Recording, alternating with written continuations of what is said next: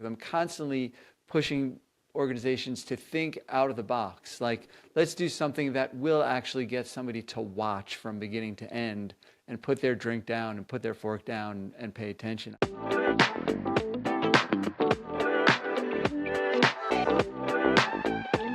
Welcome back to the Finally Podcast. I'm here with Greg Davenport, Director of Development for the North Suburban Legal Aid Clinic, which is celebrating its 10th birthday. Greg has spent his entire career in the nonprofit sector. His range of experience includes childcare, entrepreneurship, education, and programs for individuals with diverse abilities. The common thread connecting his professional experiences are mission statements focused on building communities and creating opportunities for all. Wow, Greg, that's quite a mission statement there. Thanks for being with us today. Thanks for having me, Dan, for the wonderful introduction. I don't think it's ever been that long with any other spots. Thank you.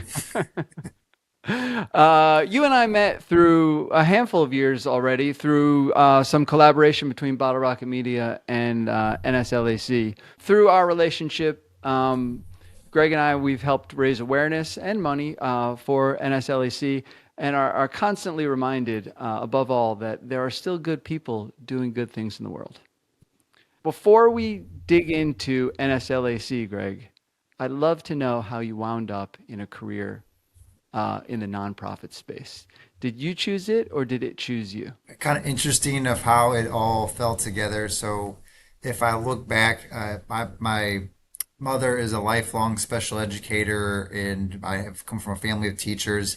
So when I was as young as 12 years old, I was pulled into some of these youth baseball leagues that were for children with diverse abilities. So those you could say with special needs. And I loved it. And I was a volunteer for many years. But I would say the bigger shift of like when I said this is going to be a career focus is, I enjoyed what I was doing. I did a lot of programmatically, but I also recognized that I had some, from educational experience doing more business operations elements and felt that what I loved about this nonprofit world was that if you ran the business really well, you could see growth and you could see expansion. You can see gains that way while simultaneously getting the intrinsic rewards that come with serving more people, the relationships that you've met, and just kind of fell in love that like this was where I fit best, where I could enjoy having one foot into like business and operations management, fund development, relationship building, but then also get to dive in a little bit to watching the rewards of impact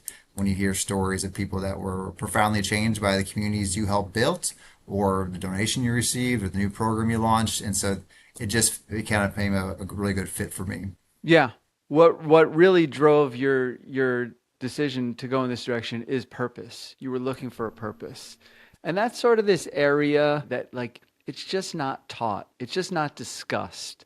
Like the purpose behind your life or meaning or looking for it. Not to say that you need to know it, and I went to art school, and so oddly enough, purpose was never discussed. It was technique and it was career.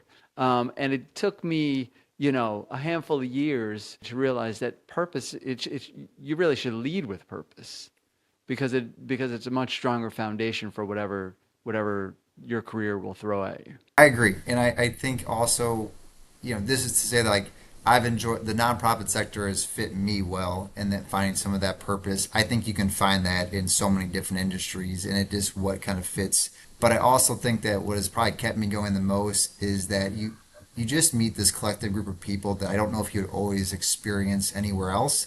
I get to meet you, Dan. I get to meet other vendors that we work with. I get to meet our donors that have lived completely different lives from us. I get to meet some of our constituents that are, again, very different on their journeys of courage or overcoming hardships. Like, you just come across people with crazy, amazing stories that kind of keep you inspired and motivated throughout.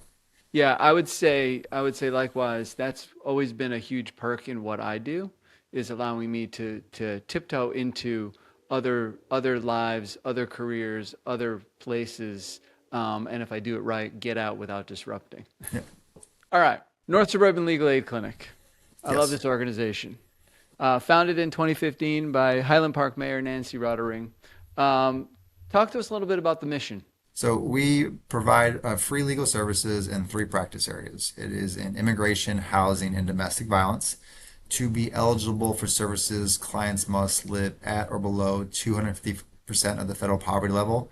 In 2025, that equates to a household income of just over $80,000 for a family of four. So, for what does that mean for the three practice areas? Immigration is working on anyone finding a pathway to safety and status. So, it can be through DACA, it could be for work authorization, it could be for a temporary protected status. Much news may be made about asylum. So we take on all types of immigration relief, full service, and that team is scaled significantly. And we'll talk a second about that. Housing practice, it is focused on low income, vulnerable tenants, and so it is trying to avoid evictions when possible. It is helping with, with rental assistance. It is helping with subsidy termination, really trying to make sure someone stays housed so that you don't have the spiraling effects that come with homelessness. And then for domestic violence practice, it is helping all survivors and their dependents with the experienced domestic violence, and a lot of with orders of protections, as well as there'll be family law matters when there's incidents of domestic violence. We talked about a little bit about that scale. So it went from that part-time person in 2015 to we are now approaching a team of just under 50 full-time employees. I think we're at 48 FTEs or so. That includes more than 20, I think we're 24 licensed attorneys. We have 4 social workers, at least one social worker in each practice area, but 2 in the domestic violence practice. Our team speaks 10 languages in-house in addition to English. And so that just the linguistic and cultural expertise that we have allows us to be really nimble and responding to our community.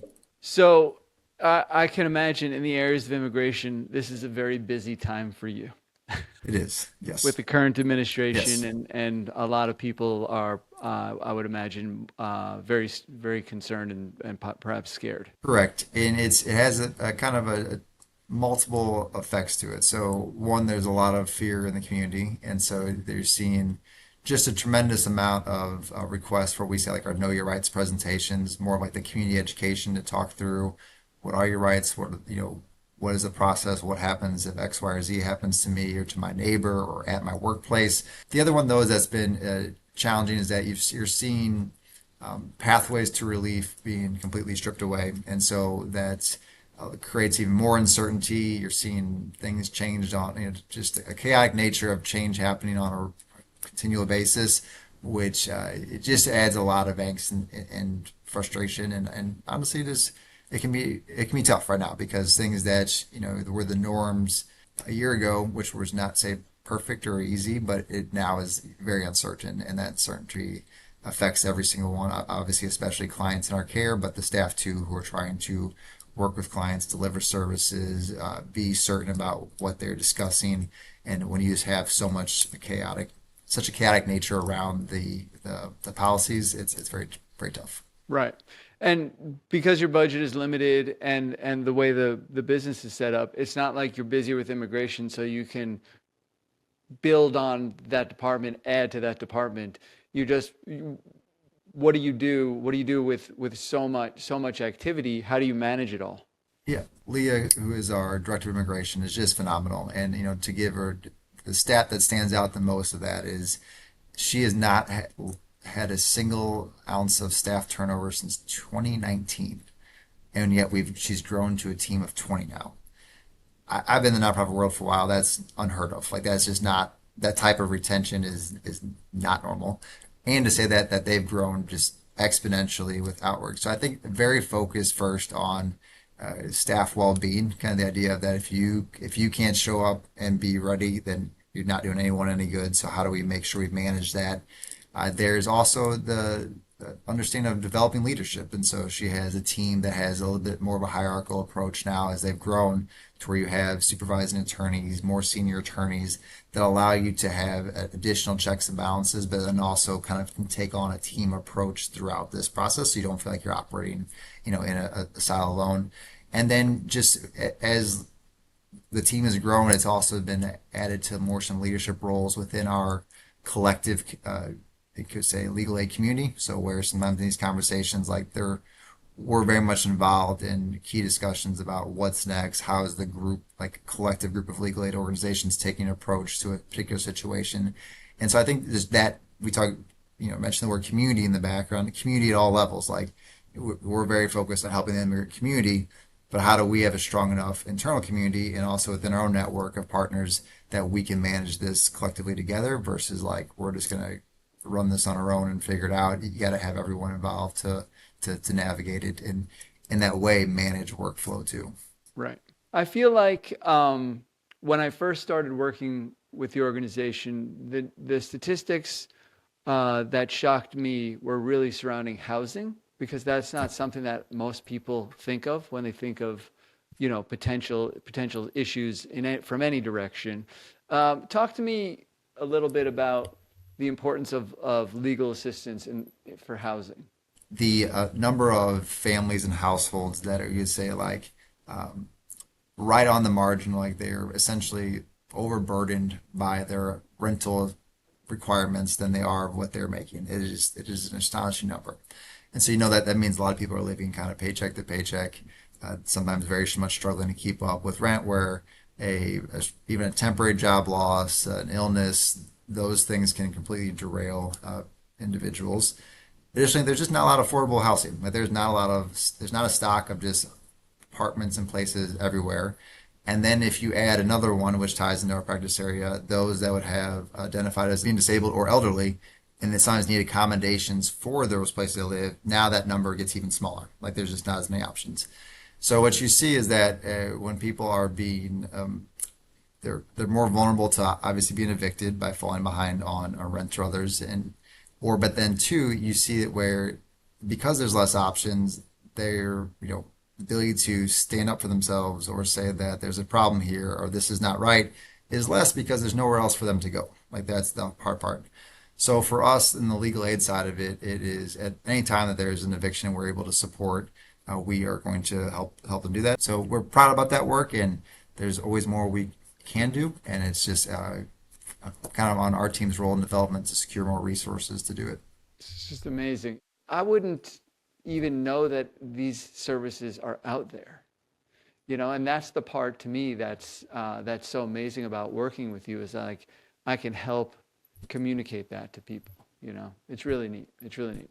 All right, I want to move on, and I want to give domestic violence an opportunity to be heard about.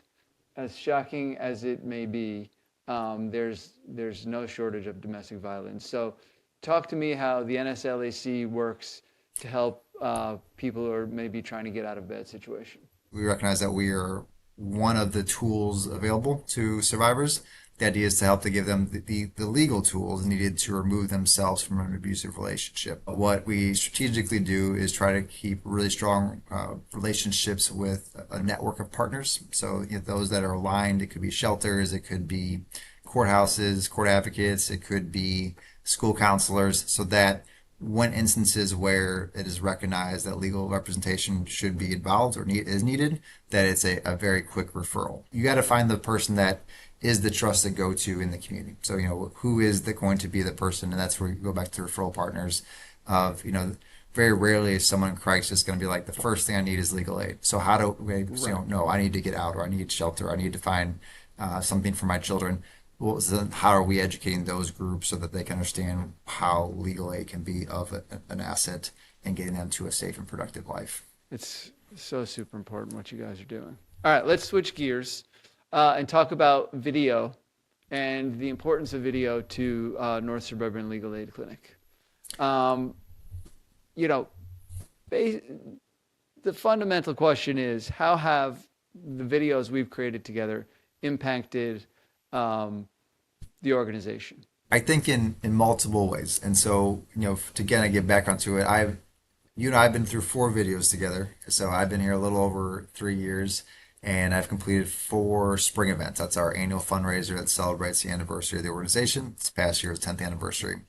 For the 10th anniversary, I talked about, we're trying, we're going to do some really direct asks. We're going to have an auctioneer. We're going to do some paddle raising, and we want to see, we want that emotional feel to it. And it was amazing. So, as a kind of summarize on the podcast for everyone that hasn't seen it yet, is that it highlighted one of our staff members who was also an Afghan refugee, his journey to the U.S. for his family, and then also that kind of full circle he's given back now he's on our team, and he is providing legal help to more refugees, to more immigrants that are coming to the community, is an incredible story. And I don't think I'm going to over. I mean, I guess I got more emotional as I've gotten older, but there's a part at the end of the video where you see him with his kids, and I don't think there's any person that can walk away feeling about what we do and why it's important. From the dollar side of it, we've never done a paddle raise, and we raised $60,000 right after that. So Right. it landed. It landed, and I think it landed really well.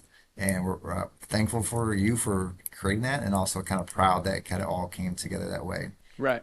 Well, I thought was interesting this year was we weren't putting the ask in the video. Yep. And that opened up a whole avenue of creativity and of what we could actually do because we didn't have to weave it in. We could tell the story of one person rather than have it be more of a group of people in order to end with the ask. So that was kind of exciting and fun to see the results. But it kind of dovetails into like anytime I do an event-based video, in particular when it's trying to raise funds, I always assume that at least 80% of the attendees already know why they're there. And so rather than, placate them and tell them the origin story or tell them why they should be giving, they're there to give, right? The question is how much. And so I'm constantly with your team and some other nonprofit organizations I work with, I'm constantly pushing organizations to think out of the box. Like, let's do something that will actually get somebody to watch from beginning to end and put their drink down and put their fork down and pay attention. I think that was, we were really successful this year with that. That's, for me, that's my metric, right? Of course, I want to raise as much money as possible, and it'd be great if somebody broke down in tears when we have an emotional moment. But for me, the metric is how quiet the room gets. Yep. Let me just take it to the next level. What advice would you give to nonprofits looking to work with video? Sometimes I think the excitement of just making a video, you kind of forget about how it's going to fit into the overall scheme of what you want to convey, what you want to communicate, and you can lose it by trying. I think to your point, and I would honestly say some of ours are great, but they tie in this. You want to communicate everything. Like you want to get like everything about that organization in there, and I at times like that's great if we're gonna have someone sit down and watch it for 10 minutes or 5 minutes and go through it. But I think more is like that, especially in mass audiences and the attention spans that are very short.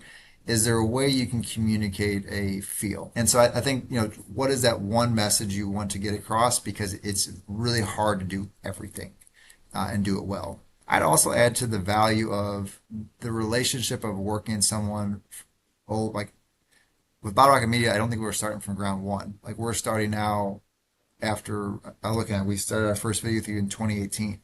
So it's not going back to like, this is what we do, this is how it looks, this is what we're going to talk about. It's like, okay, this is what landed well last year, or this is what we're trying to do with this particular piece. How do we get there? And I think there's value that cannot be fully quantified in having a trusting relationship with that. So, and I shared some things with you, Dan, about when we were creating this video, things that I was like excited to showcase, but also didn't know if it was going to connect well with the audience in a short blitz. Like, is this going to make sense, or are we going to lose people because of what we're highlighting? And so I think just being able to talk through that honestly with your Baraka Media has been fantastic. That's been a huge value to working with you. To be honest, I should just take you on my next pitch. I'm You said doing everything it. that I say every day, all the time. Like no matter how much time you plan for video, things will always change as you get closer to the shoot date, as you get closer. Like that's part of the process. So the more time you have to think about it, right? I mean, you called me in January for a May deadline so that we could talk about it for 3 months before it even became an official project. Yeah. That's invaluable, and we're always telling everybody all the time, if you just want to call and brainstorm, call. And very few people take us up on it. You'd be shocked what I would do for a free cup of coffee. Anyway, that's our show for today. Greg, before we sign off, where can we connect with the organization for legal assistance, to volunteer, or to donate? So if we've done all of our search optimizations right, just type in North Suburban Legal Aid Clinic and it'll come up. It is also the direct website is nslegalaid.org. Awesome. Thanks a lot for joining us. See you soon. Thanks, Dan.